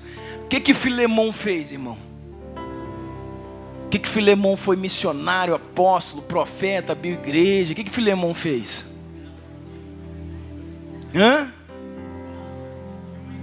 Imperador? Cooperador? O Filemão, irmãos. E a carta dele é grande, irmão. Cuidado que você quase não acha na Bíblia. É só um capítulo. Deixa eu falar uma coisa para você, olha aqui para mim. Sabe por que o Filemão está aí, irmãos? Essa carta é de Paulo. A Filemão está aqui. Sabe por quê? Não tem nada a ver com Filemão. O que Filemão fez? Nada. Ele era um crente, um cristão de Colosso. Mas por que essa carta está aí? Porque o personagem da carta é Onésimo. Não é Filemão. Olha para mim, não sabe, receba a cereja do bolo nesse momento. O que Paulo está se transformando, irmãos, para ser o maior apóstolo das Escrituras depois do Cristo. O que Paulo recebeu nesses lugares, irmãos? Irmãos, Paulo é o cara que vem de um comissionamento de mestre, vem de um lugar de mestre, sentado aos pés de Gamaliel, se torna o maior conhecedor das Escrituras de qualquer outro na palavra, e o Senhor o escolhe e o envia como um apóstolo. Então, um apóstolo às nações, vai. Então ele é o apóstolo Paulo. E um cara, irmãos, militar. Mas ele está sendo, irmãos, habilitado, lembra, pelo Espírito Santo e pelo Barnabé. E ele escreve essa carta dizendo assim, ele escreveu a carta para o Filemão, no verso 7 diz assim: seu amor me tem dado grande alegria e consolação, porque você, irmão, tem reanimado o coração dos santos. Olha, por isso mesmo, tendo em Cristo plena liberdade, para mandar que você cumpra o seu dever. Presta atenção, irmãos. Olha o que ele falou para o Filemão. Por isso mesmo, eu tendo em Cristo liberdade para mandar você cumprir o seu dever, prefiro fazer um apelo com base no amor. Parece Paulo escrevendo. Prefiro fazer um apelo com base no amor. Eu, Paulo, já velho, não é mais um menino teológico, é um ancião, irmãos, apostólico. Eu, Paulo, já velho, e agora também prisioneiro de Cristo Jesus. Eu, Paulo, já velho e prisioneiro, não sou prisioneiro de Roma, sou prisioneiro de Cristo. Apelo em favor do meu filho Onésimo, que gerei enquanto estava preso. que gerei enquanto estava preso. Irmão, Onésimo foi para Roma, aonde Paulo estava preso. E Onésimo, sabe quem que é Onésimo? Onésimo era um escravo. Sabe de quem? Do Filemon. O Filemon tinha um escravo, irmão.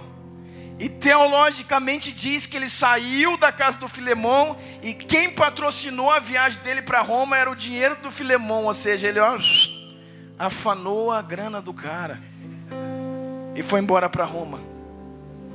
Mas sabe o que acontece, irmãos? Paulo encontra esse cara lá e começa a discipular na cadeia, na prisão, começa a discipular Onésimo. E Onésimo fala assim: ô Paulo, deixa eu te falar uma coisa, eu conheço um cara que você conhece, ele é amigão seu, ele é Filemon. Ele mesmo, Onésimo, Filemon, filhão meu, lá de Colosso. Pois é, eu era escravo dele. Aí o Paulo, deu ruim. Eu era escravo dele e furtei o seu dinheiro, comprei minha viagem, vim embora para Roma. E vim conhecer você aqui, Paulo. Sabe o que Paulo está fazendo, irmãos? Olhem para mim, nós vamos terminar. Hombridade. Você vai voltar para onde você veio. Você vai olhar nos olhos de Filemon. Você vai devolver para ele o valor. Você vai se colocar debaixo de submissão de quem você pertence. Irmãos, olha aqui para mim, estamos terminando. Sabe por quê, irmãos? O evangelho mudou o mundo. Sabe por quê? Porque nesse tempo que o cristianismo começou, no tempo da revolução industrial, acontecia muito isso. Sabe o que acontecia, irmãos? Os grandes empresários que eram, sabe, os líderes, sabe, de todo o funcionamento industrial, que botavam julgos pesados sobre os funcionários, não pagavam direito, exploravam o funcionário. O cristianismo começou a se alargar. Aí o que acontecia? A mesma coisa que aconteceu nessa época, que ainda havia escravos. O escravo se convertia ao cristianismo, e o Senhor também. Aí eles iam para a igreja, estava sentado um do lado do outro, o escravo e o Senhor sentados no mesmo banco. E agora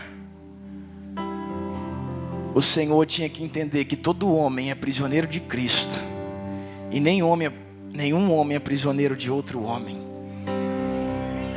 Sabe o que Paulo está explicando para ele? Paulo falou na lata que eu poderia ordenar que você fizesse isso, porque você sabe que no lugar que você está, Filemon, você não pode ter escravo, cara. Todo mundo aqui é servo do Senhor. Você não pode ter escravo nessa altura do campeonato, cara. Você é um cara poderoso, um cara rico, você não pode ter escravo. Seja justo, seja coerente. Eu poderia ordenar para você dizendo: cara, liberta o cara, perdoa ele, mas eu não vou fazer isso por amor. Eu estou mandando ele de volta para que você resolva com ele o que deve ser feito. Aí diz assim: apelo em favor do meu filho. Paulo está falando, é meu filho, o Onésimo, que gerei enquanto estava preso. Irmão, para o Filemon ele era só um escravo ladrão, mas para Paulo ele era filho na fé. Tem pessoa que para você não vale nada, mas para Deus está sendo burilado, irmãos, como um apóstolo para um tempo, um profeta. Nós precisamos entender, irmãos, que o cristianismo é aquilo, irmãos, que sabe que faz o trem virar do avesso, cara. O cristianismo vai fazer o mundo virar do avesso, como já fez no início da história. Olha aí o que está acontecendo. Então ele diz assim: apelo em favor do meu filho Onésimo, que gerei enquanto estava preso. Ele antes lhe era inútil, mas agora ele é útil, tanto para você quanto para mim. O que Paulo está dizendo? Ei, Filemon, você tem uma igreja e está começando um trabalho, e esse cara, o seu escravo fujão, ele é violento. Eu discipulei ele, eu sei das suas habilidades, eu sei também que ele é ladrão sem vergonha, mas ele está arrependido. Eu estou mandando ele para você de volta. se acerta com esse cara e põe ele no lugar dele, porque ele será o melhor braço direito que você poderá ter em toda a sua vida.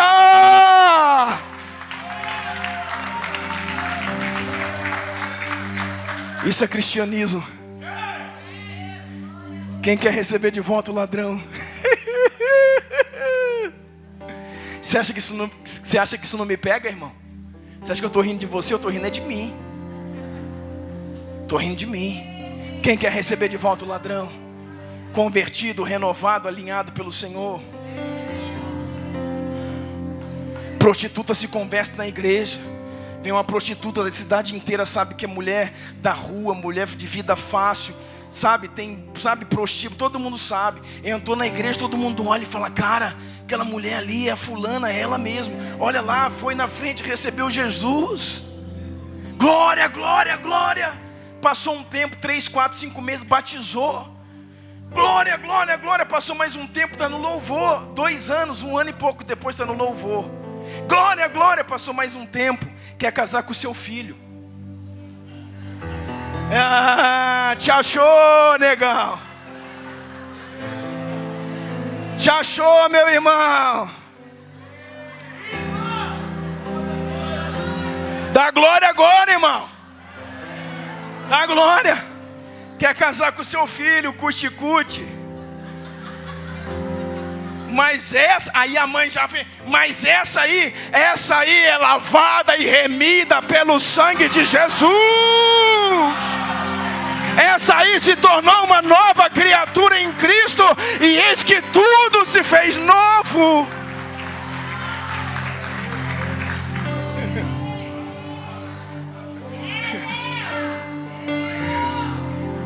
Quer casar com meu filho? Dá glória, irmão. Passou pelos processos, foi renovada, transformada.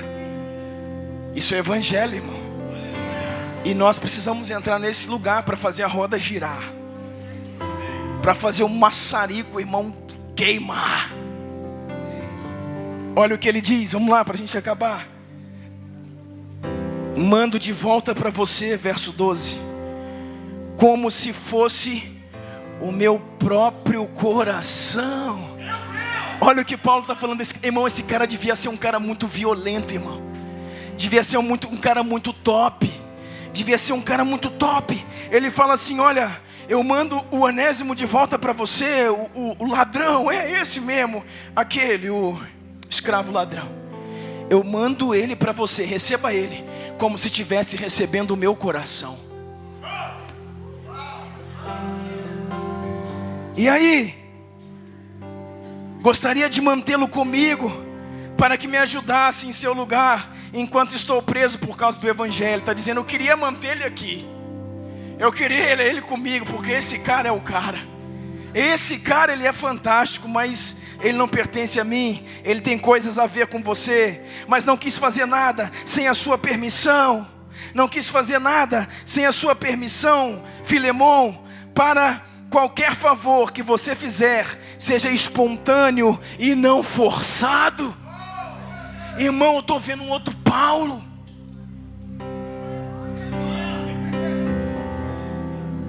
O Paulo velho, porque o Paulo novo falava, irmão, faz isso aí, senão eu meto o pé no seu em 2 minutos. Talvez ele tenha sido separado de você por algum tempo, para que você tivesse de volta para sempre. Meu Jesus amado, Cambaramanai. Vai voltar gente para essa igreja, irmão. Vai voltar gente para sua igreja, pastor.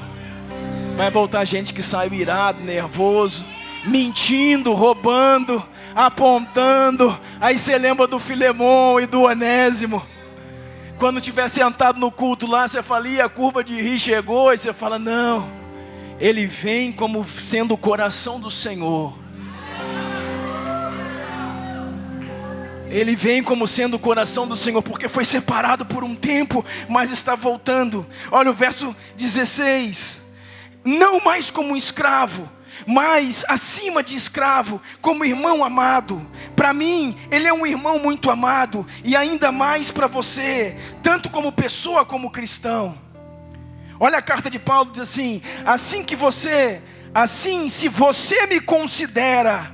você me considera seu pai, companheiro na fé, receba-o como se estivesse recebendo a mim. Meu Jesus! Se ele prejudicou em algo, ou lhe deve alguma coisa, ponha na minha conta. Meu Pai, eu, Paulo, escrevo de próprio punho, eu pagarei, para não dizer que você me deve a sua própria pessoa. Sabe o que é isso, irmão? O pai assume o débito do filho, dizendo: recebe esse cara aí, porque eu não seria louco de te mandar um cara que não vale nada. Você vai receber o melhor obreiro que você tem na vida. Esse cara está aqui comigo e pensa num cara que é fino. Mas ele me roubou. Ele roubou, mas não rouba mais. Ele mudou. Deixa eu falar uma coisa aqui, irmãos. Nós vamos acabar. Nós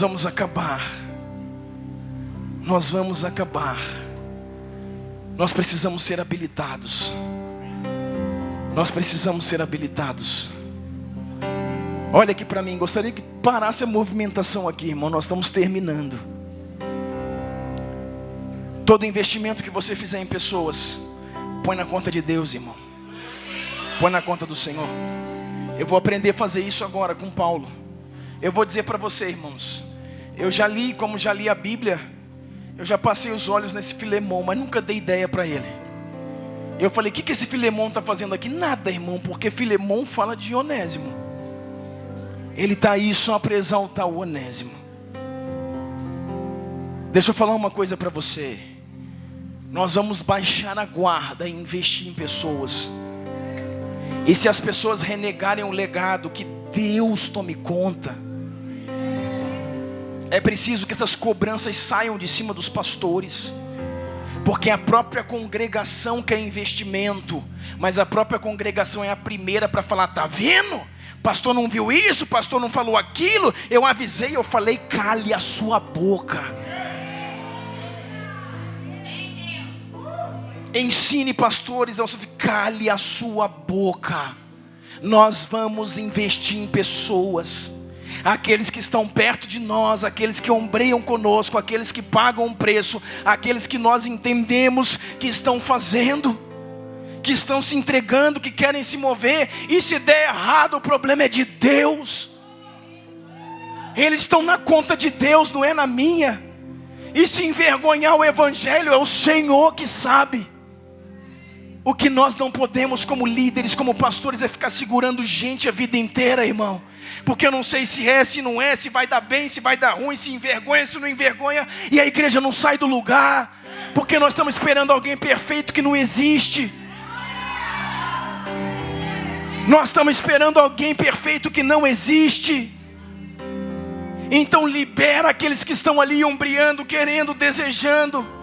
No meio de lá tem ex-prostituta, ex-ladrão, ex-escravo, ladrão. No meio dali, irmãos, tem tudo que você puder pensar. A igreja é esse lugar. O ex acabou, agora é nova criatura em Cristo Jesus.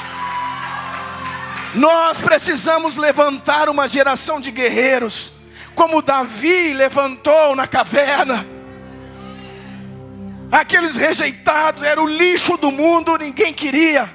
Davi os fez olhando nos seus olhos, dizendo: eu confio em você, não me decepcione. Ninguém te quer, eu te quero. Ninguém acredita, eu acredito. Levanta e vai. E esses homens amaram e desejavam guardar a vida de Davi como guardassem seu próprio pai, como guardavam sua própria vida. Porque alguém falou: cara, você está comigo e ponto final. Você tem pai. Eu termino aqui, nós vamos orar. Isso que eu queria dizer para você, irmãos, nesse dia, habilitar. Eu sei que demorou para chegar nesse momento, mas, irmãos, é o momento de sair do discurso e entrar na prática. Me dá, olha aqui, sem ler, só uma reflexão. É o momento de sair do discurso para entrar na prática. Eu quero que você lembre de 2 cafés atrás, quando falamos dos fortalecimentos das redes. E falamos de Pedro, que tinha um discurso apostólico. Pedro era o cara que falava. Pedro era o cara que dizia, estou contigo. Pedro era o cara que falava, mas as suas redes eram fracas, não suportavam. Olha aqui para mim, irmãos, por favor, me dê sua atenção de presente. Deixa o calor te moer. Deixa eu falar uma coisa para você. Esse é o momento de líderes como nós que estamos aqui sair desse lugar de um discurso onde na prática não se sustenta. Essa é a vida de Pedro.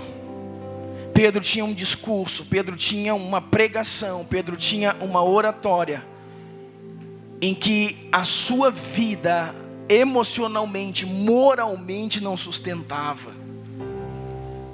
Nós estamos preocupados demais com nossos filhos e preocupados de menos conosco.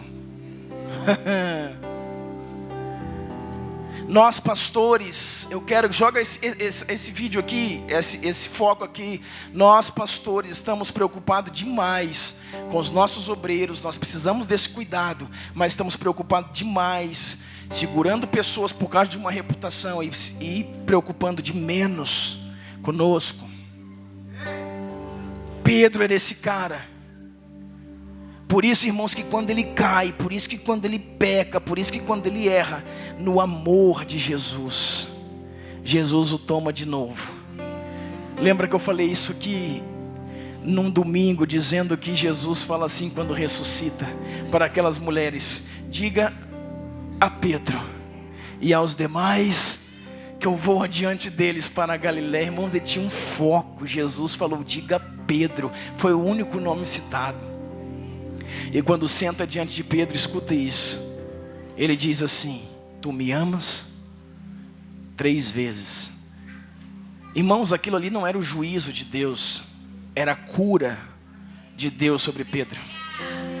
Você está acusado, Pedro, vivendo em acusação, porque me negou 3 vezes. Fala para mim 3 vezes e seja curado. Eu vim aqui só para isso, Pedro, porque eu te amo. E eu não vou subir sem te reposicionar. Acabou um ciclo na sua vida, mudou uma função, te reposiciono e te habilito para um novo tempo. Aí ele diz assim: eu te amo. E o Senhor fala assim: então para de só falar e age. E a ação que eu quero de você é: apacenta minhas ovelhas, ame quem eu amo, morra por quem eu morro. Se você não gosta de gente, goste deles por mim.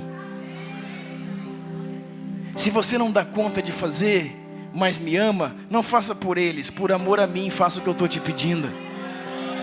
É hora do seu discurso bater com a sua prática. Então eu não quero que você fale muito, eu quero só que você apacente as minhas ovelhas. Deus, deixa eu te falar isso, Deus está dando cura para pastores aqui. Deus vai te tirar desse lugar de jugo. Sabe, Deus tem falado para nós sobre autoridade nesses dias. Eu acredito, irmãos, como um apóstolo de um lugar, Deus nos dará autoridade para fazer algumas habilitações. Eu quero dizer, Deus vai tirar você da dívida. Deus vai tirar você, irmãos, da rejeição. Deus vai tirar você de um lugar que acha que seu ministério não funciona, que acha que as coisas não são habilitadas para você. Deus vai te tirar desse lugar que acha que você está sozinho, trabalhando há tantos anos. Não, não, não, você tem Pai, irmãos. Deus está habilitando a vida de líderes aqui, tirando você desse lugar de ferida, de rejeição, do escravo ladrão que foi embora falando mal de você. Eu quero dizer para você, você vai ser tão curado que ele vai voltar e você vai receber ele de braço aberto. Deus vai curar pastores, irmãos, o caráter dos pastores. Deus vai curar casamento de pastores. Você que está aqui pastoreando um rebanho e tem problemas no seu relacionamento com a sua esposa, isso te rouba a autoridade. Você não consegue falar porque você sabe que aquilo que você fala na sua casa não se sustenta. Deus vai curar a sua casa. Deus vai sarar os seus filhos. Filhos desviados nos pastores voltarão para casa. Eu profetizo isso nessa noite, em nome de Jesus. Em nome de Jesus, eu profetizo que filhos desviados de casas sacerdotais voltarão para casa. Você vai testemunhar isso, irmãos. Nós estamos vivendo isso nesses dias. Deus vai curar você de todo anseio. Deus vai curar você, sabe, de desvios na mente, desvios sexuais, desvios financeiros. Você tem um sacerdócio, sim. Você tem um chamado, sim. Satanás tenta acabar com a sua vida, com o seu ministério, com aquilo que você está fazendo. Mas nós oramos nessa noite e declaramos a blindagem do Espírito Santo, o poder de Deus sobre as igrejas dessa cidade, dessa região. Declaramos capacitação para pastores. Declaramos casamentos sarados, finanças restabelecidas, filhos que envergonham se arrependendo e voltando para casa. Nós profetizamos, eu profetizo nessa noite, rebanhos crescendo, vidas sendo geradas debaixo da tua paternidade. Eu profetizo nessa noite que na tua cidade serás atalaia, serás uma grande bandeira estendida para a honra e glória de Deus Pai. Fica de pé comigo, vamos adorar o Senhor.